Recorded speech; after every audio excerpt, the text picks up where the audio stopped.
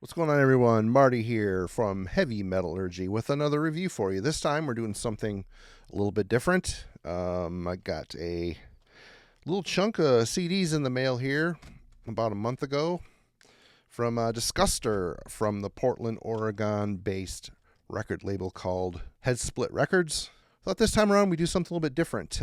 Maybe focus on a label spotlight, because this might be a label that our normal channel demographic may not be overly familiar with. So, hey, Headsplit Records. Let's talk about it.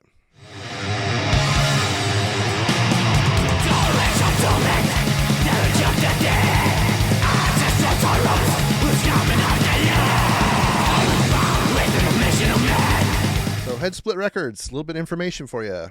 Started in Portland, Oregon in 2007 and is run by sole proprietor Disgustor. The label is dedicated to extreme underground metal on cassette, CD, and the occasional slab of vinyl as well. Also, the label is dedicated to keeping the spirit of print alive with a bi-monthly 16-page newsletter and formerly a full-size magazine. So you got to have Headsplit Records zine here. Interviews, reviews, and also something Disgustor was involved in called Metal Execution Magazine, another half-size zine. Kind of a, I don't know how cut and paste this is. I was going to say cut and paste variety, but it's not. It's laid out on a computer, but it's very well done. Looks very good, clear, easy to read. A lot of heavy, extreme bands on here. Rot, Insect Warfare, Witch Vomit. You know, you get the idea. So a bi-monthly newsletter that is also like a mini zine, has reviews in it as well. Gotta say, I appreciate this guy's hustle, and I was thrilled to be able to give a little bit of a spotlight on the labels. So Disgustor sent about 8 new CDs to check out, which I have done, and I'm going to give you a little brief overview of each album. So without further ado, let's get into it. First up on the stack is Phantom, Handed to Execution. Phantom formed in 2021 in Guadalajara, Mexico, and in 4 years have cranked out 3 demos, 1 split, an EP, and their debut full-length, Handed to Execution, which I gotta say, pretty prolific band for just starting out. They're really kind of cranking out the material, which is awesome. Phantom are a mixture of metal extremities with an obvious love for the old school thrown in, of course. Elements of thrash, death, and black metal swirl effortlessly together, and at times put me in mind of other bands such as like Niflheim. So you've got more of a fun attack, lighthearted, memorable riffs, you name it. So tracks on the album are built upon sharp riff work and playing with blackened mid-ranged vocals to a looser old school vibe with the occasional shouted vocal style. The occasional acoustic guitar adds a classical influence where you'd think there'd never be one, and it works really well. The variety and skill keeps the album flowing and interesting. These guys certainly play their asses off. And for being the first album I pulled out and threw on the CD player, instantly surprised by the quality, the songwriting, the execution, all of it. So off to a good start.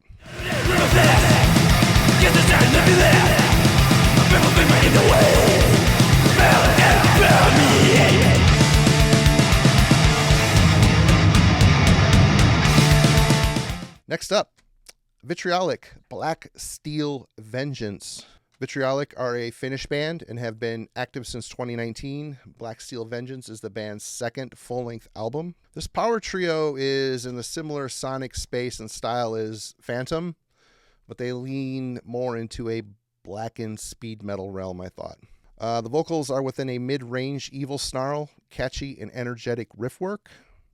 Blast beats unleash and hurl this material into a more ferocious mindset.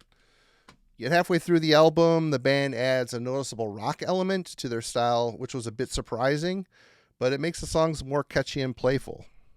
I mean, is it okay to do this when you're trying to be all evil and dark? Hey, you know, it's been done before. These guys do it well. It's another solid effort put out by Headsplit Records.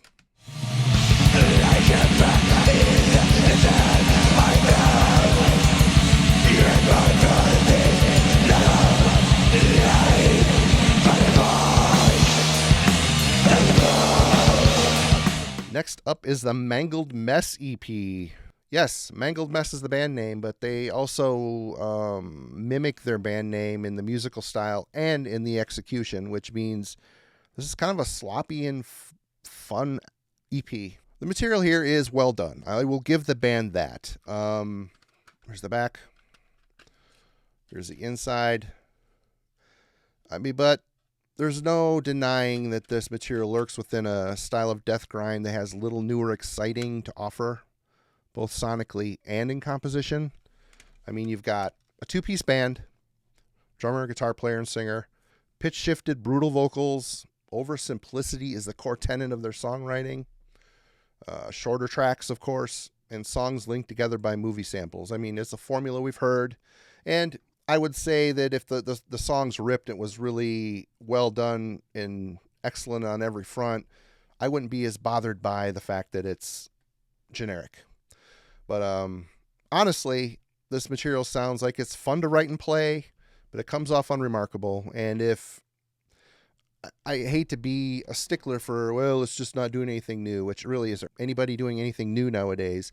Again, if I would really have liked the material on here, I would have been far more forgiving, but it just seems like these guys had fun putting these songs together, which I can completely appreciate and respect. But as far as re-listenability, this just is going to be twice through the player and probably on a shelf.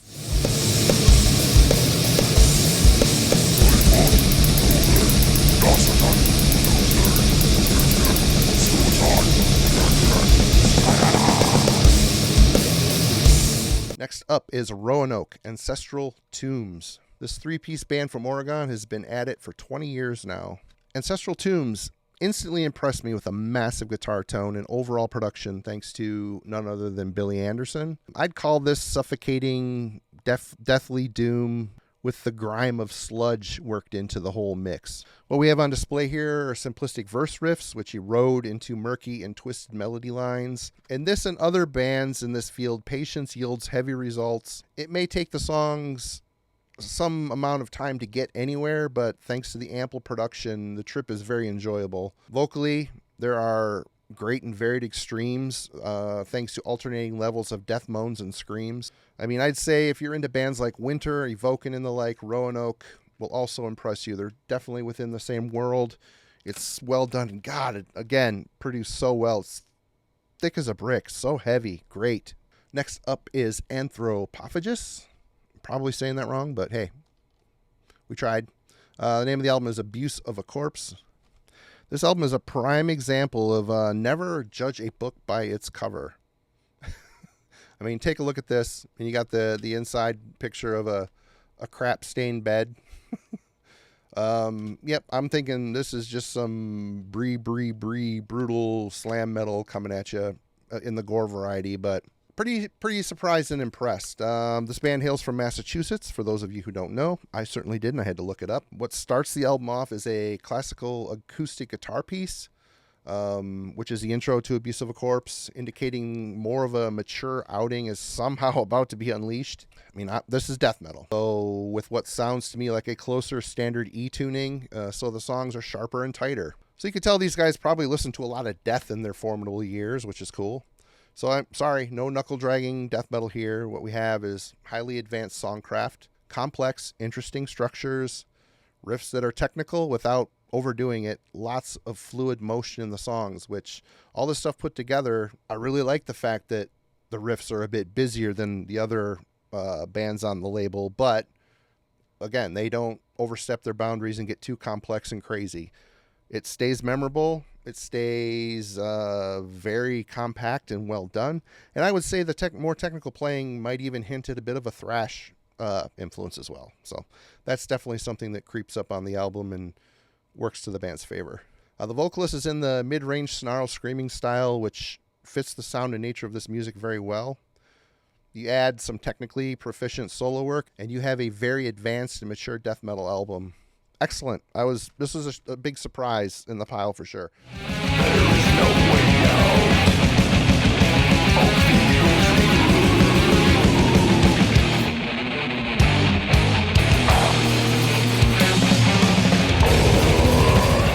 Next up is Putridarium with Necrologia del Sadismo. Excerpts from a Deranged Mind.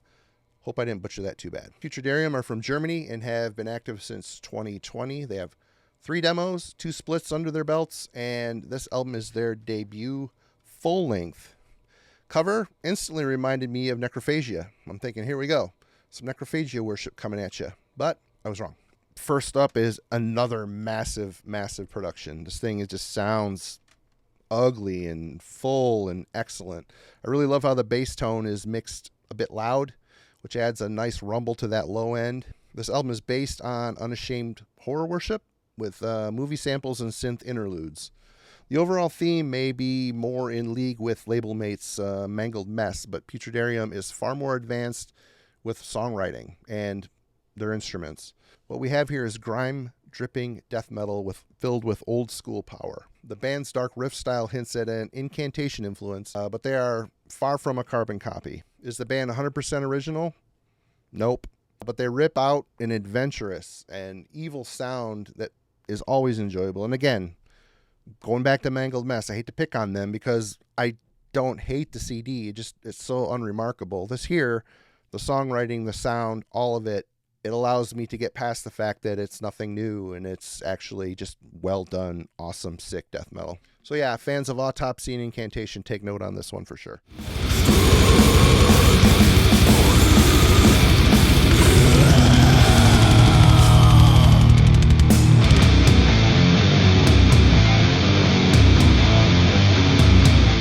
Next up, this one took me a few listens to get through, but I finally got there. Scumripper for a few fixes more. Scumripper are another band from Finland and are here with their 2024 album.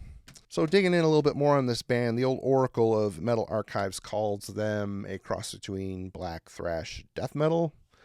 And, upon listening to For a Few Fixes More, I'm hearing more of a raw simplicity in the guitar work and a yelling style. It hints at a definite punk appreciation. In fact, that seems almost like the primary influence here musically. Very simplistic bar chord riff styles, a lot of D-beat type stuff. There's a little bit of a slop and mess in the playing, but it's all held together. I hear this punk influence, especially in the tom fills and memorable power chord riffs. It makes some of the material in this album feel anthemic at times somehow. Filthy anthems? Sure, why not? So throw in the occasional blast beat for intensity, the occasional weird guitar line that just sounds off, and you have a filthy sounding album that may take you a few spins to sort out. It certainly did for me. But I ended up appreciating the freedom and obvious disdain for conformity this band has sonically. So yeah, more power to them. Again, this is one I have to be in the mood for, but I got there with it for sure.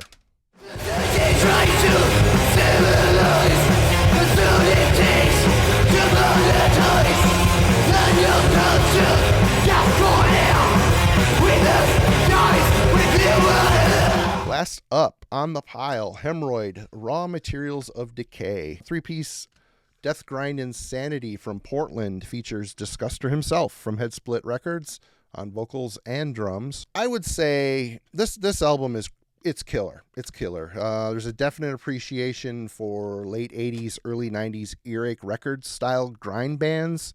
Imagine Terrorizer if they tuned even lower with far sicker vocals that are both organic sounding and, of course, pitch shifter augmented. I mentioned Terrorizer because Hemorrhoid has a similar appreciation for very catchy riffs. No matter how fast they get, the riffs stand out and stick in your head. The tuning is very low, and it may sound like the strings are struggling to cling to the machine heads here, but the production keeps everything perfectly coherent. I really love that blower bass distortion and overall guitar tone. So the album is extremely sick and fun, and I think if you're into bands like Squash Bowels and the aforementioned Terrorizer, I think this album is certainly up your alley. And if you haven't already checked out Hemorrhoid, you probably need to put it on top of your list.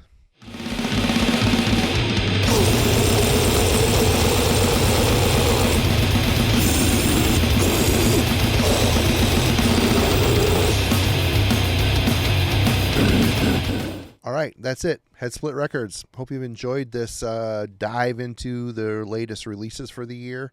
It's been a very busy year from a very prolific label that definitely has its finger on the pulse of what's going on in the deep, deep underground out there. Death metal, blackish metal, crust, sludge. punk styles. It's all there. If you're looking for a new label that caters to that style and also has a very active and passionate distro that goes along with its record label, click a link in the description to the label. Check out what they have going on, and of course all the relevant band links as well, which are there. And until next time, keep checking back to Heavy Metallurgy for more reviews, more live streams, more metal. Thanks a lot. Take care.